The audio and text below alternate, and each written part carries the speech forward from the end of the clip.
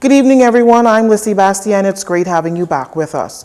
Transport Minister Renwood Wells has a lot to say to the opposition leader, Phillip Davis, who recently dared the Prime Minister to sue him, as he said Dr. Minnis misled Parliament regarding the moving of the General Post Office to Town Centre Mall. Well, today, Mr. Wells boasted that the move was a good deal and says the post office was moved to the right place at the right time for the employees. It's interesting that the leader of the opposition would want to do that. You know, we just for the first time in 25 years, the government of the Bahamas' post office was audited. The last time I think it was audited, they said, was about 25 years ago by the United Postal Union. I am happy to report to the people of the Bahamas that their post office passed the United Postal Union's audit this past week, this Friday. And it was as a direct result of the fact that we moved our employees from that dilapidated structure on East Hill Street. So those folks can say whatever they want to say and do whatever it is they want to do. As I said in the House of Assembly, the proof of the pudding is in the eating, and it's been eaten. Now, the opposition leader's comments came after their failed resolution to move a motion of no confidence in the Prime Minister, as they say he misled Parliament with the drama surrounding moving the General Post Office to Town Centre Mall, which is owned by former Cabinet Minister Brent Simnett. As for if he thinks the opposition will stand a chance if the matter is taken to the courts, Minister Wells says they can do whatever they want. They can go to the courts. I'm not a lawyer. I don't know what the courts would say, but I do believe that there are separation of powers in the Bahamas. You have three branches of government. You have the legislature, you have the executive, of which I will be walking into the cabinet in a minute, and then you have the judiciary.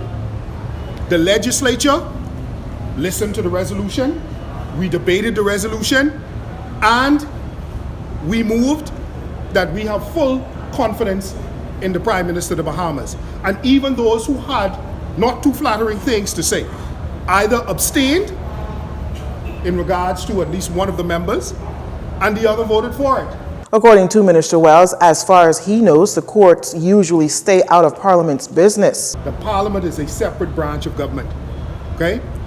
And misleading Parliament is a parliamentary, quote unquote, issue. And none of us believe that the Prime Minister misled the Parliament. And we've already had that debate. We went through that on Wednesday. And, you know, to use a term that the PLP used to say, so said, so done.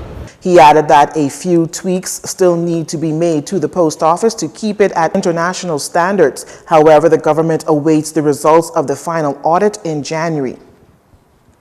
Opposition leader Phillip Davis says the government should move its focus from crime numbers and focus more on residents as the fear of crime is high. The Progressive Liberal Party leader says that crime statistics are not a true representation of crime in the country. When you are afraid to walk your street, you're afraid that when you're leaving work, what's going to be happening is that is what we need to be attempting. That's the indices that you want to have reduced, and I dare say it's continuing to increase. The Minnis administration has prided itself on reducing crime. Early in the month, Minister of National Security Marvin Dame said he was satisfied with the Commissioner's policing plan that he says were working to suppress crime.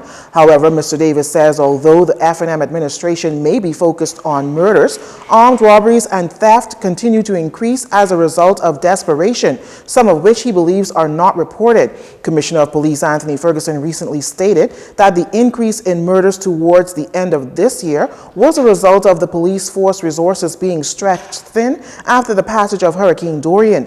However, Davis was stunned at the suggestion, saying that the government is using the hurricane as a scapegoat. And Dorian is taking the blame for everything now. I think you don't hear the end of Dorian. Dorian is going to be here with us for years to come. It's gonna be the reason why this couldn't happen, that couldn't happen, and now even crime is now being associated with Dorian. It's going to take a lot of blame. Commissioner Ferguson said that in September and October, there was an uptick after Hurricane Dorian, but November and the first week of December indicated an improvement. Well, the National Security Minister predicting that the Bahamas will experience a record level of crime reduction in 2020 during a contract signing for 55 short and medium-ranged unmanned drones on Monday. The minister remarked that his ministry is excited about that possibility in 2020 as law enforcement will be putting a lock on the country. As crime reports show that the 2019 murder count has surpassed that of 2018.